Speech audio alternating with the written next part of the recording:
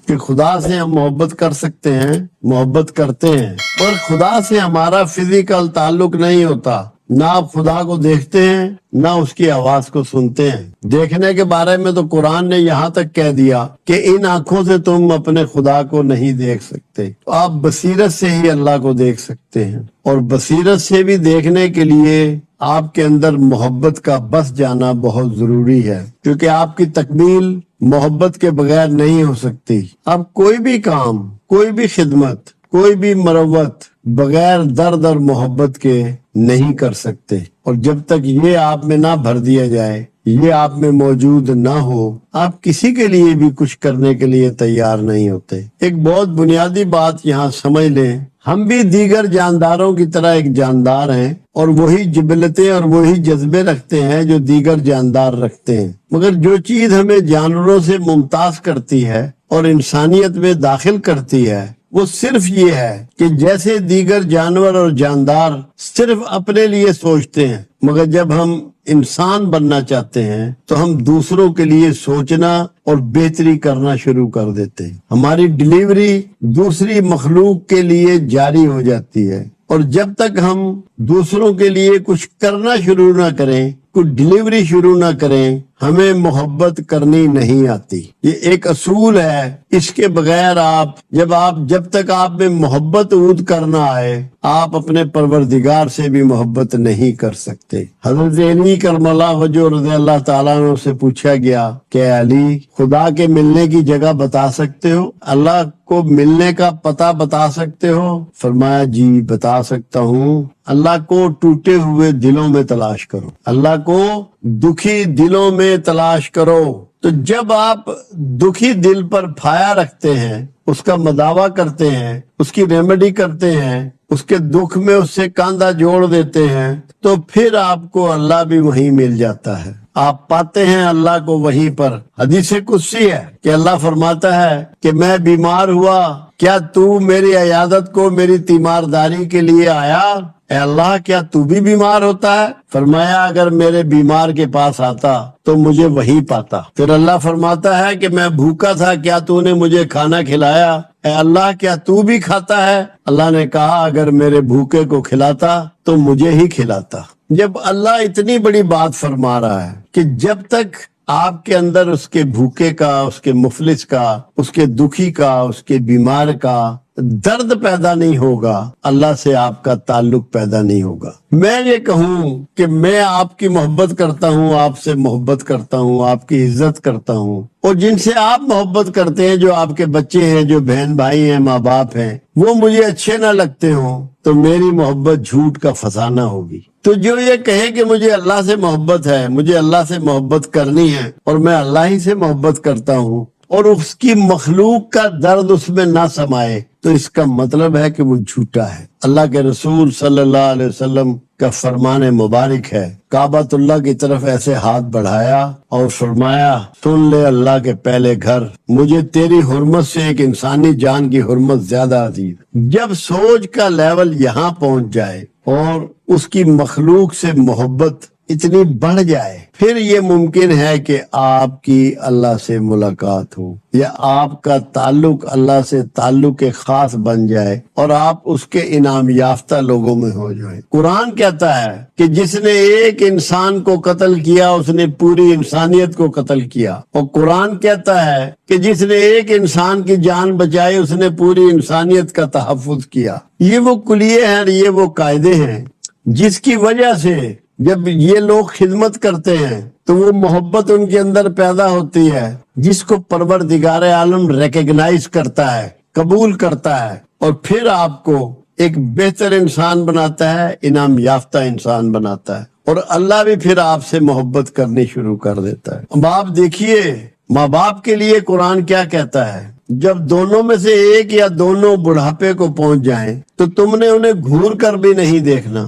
انہیں اف بھی نہیں کہنا، انہیں جھڑکنا نہیں ہے، ورنہ تمہاری معافی نہیں ہوگی۔ اللہ یہ محبت کے اسلوب اور طریقے آپ کو سکھا رہا ہے، بتا رہا ہے آپ کو کہ اگر مجھ تک آنا چاہتے ہو، مجھ سے تعلق چاہتے ہو، اور یہ دعوے دار ہو کہ ہمیں اللہ سے محبت ہے، تو پھر میری مخلوق کی اس طرح محبت کرو جیسا محبت کرنے کا حق ہے۔ میں اسی طرح محبت پر بات کر رہا تھا تو ایک صاحب کھڑے ہوئے اور انہوں نے ایک سوال کیا کہ ہمیں یہ بتائیں اصلی محبت کون سی ہوتی ہے اور دنیاوی محبت کون سی ہوتی ہے، یعنی کہ عشق حقیقی اور عشق مجازی میں کیا فرق؟ میں نے کہا جس عشق میں، جس محبت میں رقیب پایا جائے وہ عشق مجازی ہے، اور جس میں رقیب نہ پایا جائے وہ عشق حقیقی ہے۔ جیسے کہ اللہ کو اپنے حبیب سے محبت، اللہ نے یہ نہیں چاہا کہ میرے علاوہ اس سے کوئی محبت نہ کرے، حقیقی محبت ہے اللہ نے چاہا ساری مخلوق اس سے اتنا ہی پیار کرے جتنا میں کرتا ہوں۔ تو محبت شیئر ہوتی ہے،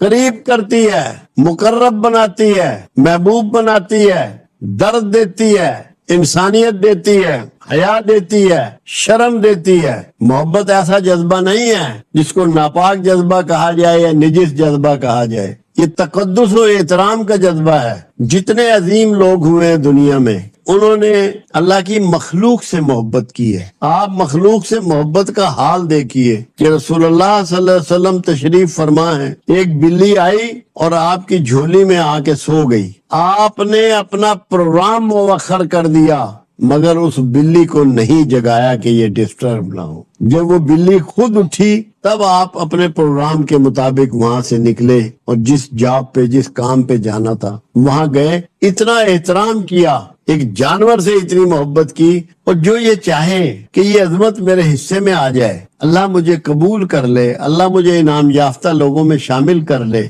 اور مجھے مل جائے، اللہ سے محبت مل جائے، تو اس کو یہ دانش حاصل کرنی پڑے گی کہ اس کو خود تکلیف اٹھا کر دوسروں کو کچھ بانٹنا پڑے گا، کچھ دینا پڑے گا۔ انسانیت میں سب سے بڑا جو مقام ہے، سب سے بڑا جو رتبہ ہے، سب سے بڑا جو عہدہ ہے وہ لفظ ماں ہے۔ ماں سے بڑا مقام کسی کو میسر نہیں، کسی کو حاصل نہیں۔ عظیم ترین پیغمبر وہ بھی اپنی ماں کی طرف دیکھتے ہیں، اور وجہ کیا ہے؟ ماں سیکریفائز کرتی ہے، قربانی کرنے کا ایک نمونہ ہے، بھوکی رہتی ہے، گیلے میں رہتی ہے، بے آرام رہتی ہے، راتوں کو جاگتی ہے، مگر جس اولاد سے اسے کل کچھ بھی نہیں لینا اس کی سیوا اور اس کی خدمت پہ جتی ہوئی ہے۔ ماں سب سے زیادہ اللہ سے قریب ہے، اسی لیے میرے آقا نے فرمایا، ریکگنائز کر لیا اس انسٹیٹیوشن کو، ماں ایک انسٹیٹیوشن ہے، اس کو ریکگنائز کیا رسول اللہ صلی اللہ علیہ وسلم نے۔ آپ نے فرمایا ماں کے قدموں تلے جنت ہے۔ مسلمان ماں نہیں کہا، نیک ماں نہیں کہا، برگزیدہ ماں نہیں کہا، صرف ماں کہا، کیونکہ ماں ایک ادارہ ہے، ایک انسٹیٹیوشن ہے، ایک رویہ ہے سیکریفائز کا، قربانی کا۔ تو جس کو رب چاہیے اسے قربانی کرنا پڑے گی، آرام چھوڑنا پڑے گا، سکون چھوڑنا پڑے گا، نیند چھوڑنی پڑے گی، راحت چھوڑنی پڑے گی۔ اور یہی بات شمس تبریز علیہ رحمہ حضرت رومی کو سمجھا رہے ہیں، جس نے رومی کی کائنات کو بدل کے رکھ چھوڑا۔ آپ لوگ، میں، ہم سب اگر اللہ کی طرف سفر کرنا چاہتے ہیں، اللہ کی سمت بڑھنا چاہتے ہیں، تو ہمیں اس کی مخلوق سے محبت کرنی پڑے گی۔ میں صرف انسانوں کی بات نہیں کرتا۔ تو یہ شمس نے سکھایا علیہ رومی کو، اور ہمیں بھی سیکھنا ہے۔ یہاں دہرانے کا مقصد یہی ہے ان سوالوں کا اور ان پوائنٹ کا کہ ہم اس سے آگاہ ہو جائیں،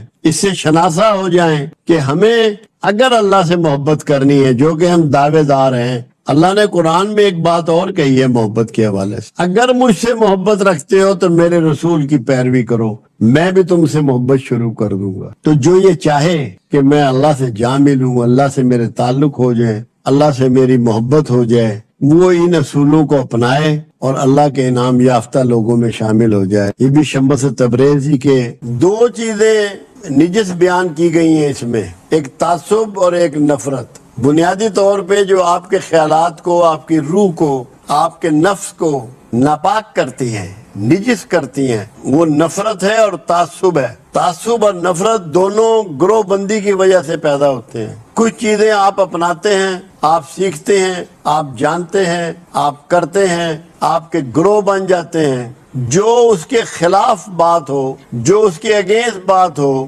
آپ کی رائے اس میں شامل نہ ہو، آپ کا رویہ اس میں شامل نہ ہو، آپ کی چاہتے اس میں شامل نہ ہو، آپ اس سے نفرت شروع کر دیتے ہیں۔ اور عصبیت یہ ہوتی ہے کہ آپ صرف اپنی چیزوں کو پسند کرتے ہیں۔ جیسے آپ کسی خاص زبان کو بولنے والے ہیں، کسی خاص علاقے کے رہنے والے ہیں، کسی خاص مذہب سے تعلق رکھتے ہیں، کسی خاص کلچر میں آپ پروان چڑھ رہے ہیں، تو آپ جو اس کے خلاف ہوں گے ان سے تعصب شروع کر دیں گے، ان کے خلاف سوچنا شروع کر دیں گے، ان کو نقصان پہنچانے کے درپے ہو جائیں گے۔ اللہ نے قرآن حکیم میں ایک بات کہی، اگر ہم چاہتے تو تم سب ایک ہی دین پر ہوتے۔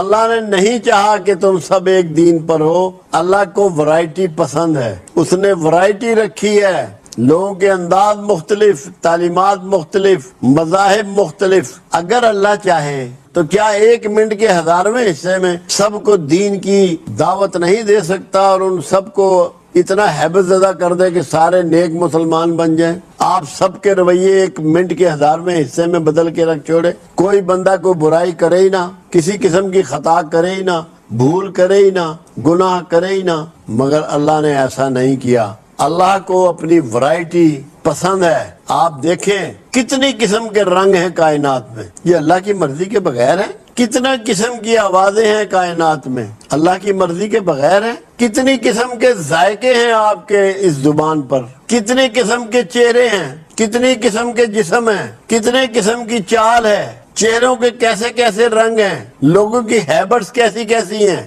انداز کیسے کیسے ہیں، پھل کیسے کیسے ہیں، سبزیاں کیسی کیسی ہیں۔ ورائٹی، اللہ کو ورائٹی پسند ہے۔ جو اس ورائٹی کو تسلیم کر لے گا کبھی متعصب نہیں ہوگا۔ متعصب ہونے کا مطلب یہ ہے کہ وہ صرف اپنے آپ کو اور اپنی لائکنگ کو پسند کرتا ہے، جو وہ جانتا ہے، جو وہ کرتا ہے، جو وہ سیکھا ہوا ہے وہ سمجھتا ہے۔ اس کا مطلب یہ ہے کہ وہ پراؤڈ ہے، کبر میں مبتلا ہے۔ سب سے بڑا اخلاقی جرم خود پسندی کے بعد ہے تو کبر ہے۔ کوئی شخص کسی سے نفرت کر ہی نہیں سکتا اگر وہ اس بات کو سمجھ لے کہ اللہ کے انسان سارے برابر ہیں، ایک ہی طریقے پہ اللہ ان کو پیدا کرتا ہے اور ایک ہی طریقے پہ ان میں موت دیتا ہے۔ کسی میں کوئی فرق نہیں، نیک ہو، بد ہو، امیر ہو، غریب ہو، چھوٹے خاندان، بڑے خاندان، جو مرضی کہہ لے، طریقہ سب کے لیے ایک ہے، پیدا ہونے کا، جینے کا، زندہ رہنے کا، کھانے کا، مرنے کا۔ تو جو اس ورائٹی کو مان لے گا نہ اس میں نفرت رہے گی اور نہ تعصب۔ آپ اللہ سے محبت کرتے ہیں اور اس کی کریشن سے نفرت کرتے ہیں، تو کیا آپ اپنے جذبے میں سچے ہیں؟ کیا واقعی آپ کو اللہ سے محبت ہے؟ اگر واقعی آپ کو اللہ سے محبت ہے تو اللہ کی بنائی ہوئی ہر چیز سے محبت کریں گے، کسی کی ڈسگریس نہیں کریں گے، کسی سے نفرت نہیں کریں گے، اپنے اپنے طریقے، اپنے اپنے گمان، اپنے اپنے خیال، سب کو اس کے مطابق جینا ہے۔ آپ اپنے خیال کے مطابق جئیں گے، اپنے علم کے مطابق جئیں گے، اپنے رواج کے مطابق جئیں گے، کسی پر معترض نہیں ہوں گے۔ مجھ سے کسی نے پوچھا تھا صوفیوں کے تھاٹس کے بارے میں، تو میں نے یہ جواب دیا تھا کہ صوفی کسی پر معترض نہیں ہوتا، کسی سے نفرت نہیں کرتا، بلکہ لوگوں سے کی عزت کرتا ہے اور ان کی محبت کرتا ہے اور ان کی خدمت کرتا ہے۔ یہ یاد رکھنے کی چیز ہے۔ اگر آپ چاہتے ہیں، جیسا کہ رومی کو سکھا رہے ہیں شمس تبریز، کہ آپ کا اندر پاک ہو جائے، اندر ناپاک کس چیز سے ہوتا ہے؟ جس سے شیطان ناپاک ہوا۔ شیطان تو بڑا مقرب تھا، عبادت گزار تھا، سجدہ ریز ہوا کرتا تھا، بہت علم والا تھا، اس کا نام عزازیل تھا، مگر جب وہ مایوس ہوا تو اس کا نام اللہ نے رکھا ابلیس۔ ابلیس کہتے ہیں انتہائی نامراد اور مایوس کو۔ کیوں ایسا ہوا؟ وہ خود پسندی کا شکار ہوا کہ میں آدم سے بہتر ہوں، مجھے تو نے آگ سے بنایا ہے، اس کو تو نے مٹی سے بنایا ہے، میں تیرا مقرب ہوں۔ اس قرب پر بھی کبر کا شکار ہوا۔ تو پہلی برائی کیا ہے؟ خود پسندی، جو شیطان کو ملی، جس کی وجہ سے وہ راندہ درگاہ ہوا۔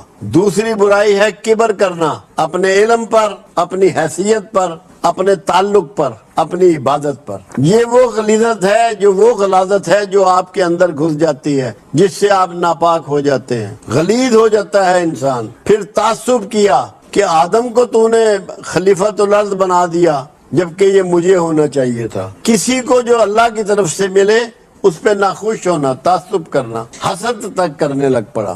اور اسی گھمنڈ میں اللہ سے معافی بھی نہیں مانگی، توبہ بھی نہیں کی، خواہشات پیدا کرنے لگ پڑا، جھوٹ اختیار کر لیا۔ یہ ساری برائیاں ہمارے اندر بدرجہ اتم موجود ہیں۔ جو اپنے آپ کو پاکیزہ کرنا چاہے، جیسا کہ رومی کو شمس تبریز ٹیچ کر رہے ہیں، تو اس کو ایک بنیادی بات ذہن میں رکھنی چاہیے۔ میں اس کی وضاحتیں آپ کو دے رہا ہوں۔ اللہ نے قرآن میں کہا کہ آدم کو ہم نے مٹی سے بنایا۔ آپ سوچئے ذرا، 1 منٹ کے 1000ویں حصے میں سوچئے کہ جو کچھ کائنات میں آپ کو مل رہا ہے وہ کہاں سے آ رہا ہے؟ مٹی سے آ رہا ہے یا کہیں اور سے آ رہا ہے؟ سبزی ہے، پھل ہے، دودھ ہے، کھانے پینے کی میوے ہیں، اور سبزیاں ہیں، پھل ہیں، اور اناج ہے۔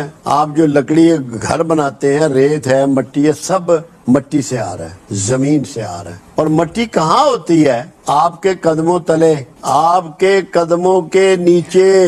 تو جو یہ چاہے کہ میں پاکیزہ کر لوں اپنے آپ کو، وہ باصفت مٹی ہو جائے، ڈیلیور سب کچھ کرے معاشرے کو، رہے عاجزی میں، پیروں میں رہے، وہ سمجھ لے کہ میرا مقام جو ہے وہ پیروں تلے ہیں، میں سب سے عاجز اور کمزور اور نحیف انسان ہوں، مجھے ہر وقت ڈیلیور کرنا ہے، مگر اس کا احساس نہیں کرنا کہ میں دے رہا ہوں، میں کو نکال پھینکنا ہے۔ میرے آقا کی 63 سالہ جو زندگی ہے، جس کو معاشرے کے سامنے آپ نے گزارا، 63 سال میں ایک مرتبہ بھی میری سرکار نے لفظ میں استعمال نہیں فرمایا، عاجزی کی انتہا کر دی۔ اور جب طائف میں لوگوں نے پریشان کیا اور فرشتوں نے کہا کہ اگر آپ کہیں تو ہم دونوں پہاڑ ملا دیں، طاقت ہونے کے باوجود عاجزی اختیار کی، میں گمان کرتا ہوں کہ ان کی اولادیں ایمان لے آئیں گی۔ تو جو شخص یہ چاہے کہ میں پاکیزہ ہو جاؤں، میرا تزکیہ ہو جائے، میری گندگی دور ہو جائے، باہر کی گندگی تو نہانے دھونے سے بھی دور ہو جاتی ہے، اسے عاجزی اختیار کرنی ہے۔ اور جب لوگوں کو دینا شروع کرے تو یہ نہیں سمجھنا کہ میں دے رہا ہوں، یہ پتہ ہونا چاہیے کہ اللہ دے رہا ہے، میرے ہاتھ سے دلوا کے مجھے معزز کر رہا ہے، کیونکہ سخی سے زیادہ کوئی معزز نہیں ہوتا۔ مختلف انداز میں یہ چیزیں سکھائی ہیں شمس تبریز علیہ رحمت نے جلال الدین علیہ رحمہ کو۔ تو پاکیزگی کے بغیر کسی کی بھی کوئی اچیومنٹ نہیں ہو سکتی، کوئی کامیابی نہیں ہو سکتی۔ جو لوگ نجس ہیں اپنی سوچوں میں، اپنے خیالات میں، اپنے رویوں میں، ان سے کوئی پازیٹیو کام نہیں ہو سکتا۔ جو شخص یہ چاہے میں اپنے لیے، عزیز و اقربا کے لیے، اپنی اولاد کے لیے، اپنے ملک و ملت کے لیے، اپنی امت کے لیے اچھے کام کروں، بہتر کام کروں، اچھے انسانوں میں پایا جاؤں، اللہ کا رفیق بن جاؤں، اللہ کا محبوب بن جاؤں، اسے عاجزی اختیار کرنی پڑے گی اور ڈیلیوری شروع کرنی پڑے گی۔ سلطان باہو علیہ رحمہ ایک بہت بڑے ولی اللہ گزرے ہیں، ان کا ایک شعر ہے، جو دم غافل سو دم کافر۔ میں اس کو ایسے سمجھتا ہوں کہ آپ کا جو دن ڈیلیوری سے خالی ہے وہ لمحات کفر ہے۔ چاہے تعلیم دیں، اچھا مشورہ دیں، وقت دیں، پیسہ دیں، سامان دیں، احترام دیں، عزت دیں، پردہ پوشی دیں، کچھ نہ کچھ ڈیلیوری آپ کی ہونی چاہیے۔ جس کی ڈیلیوری نہیں ہے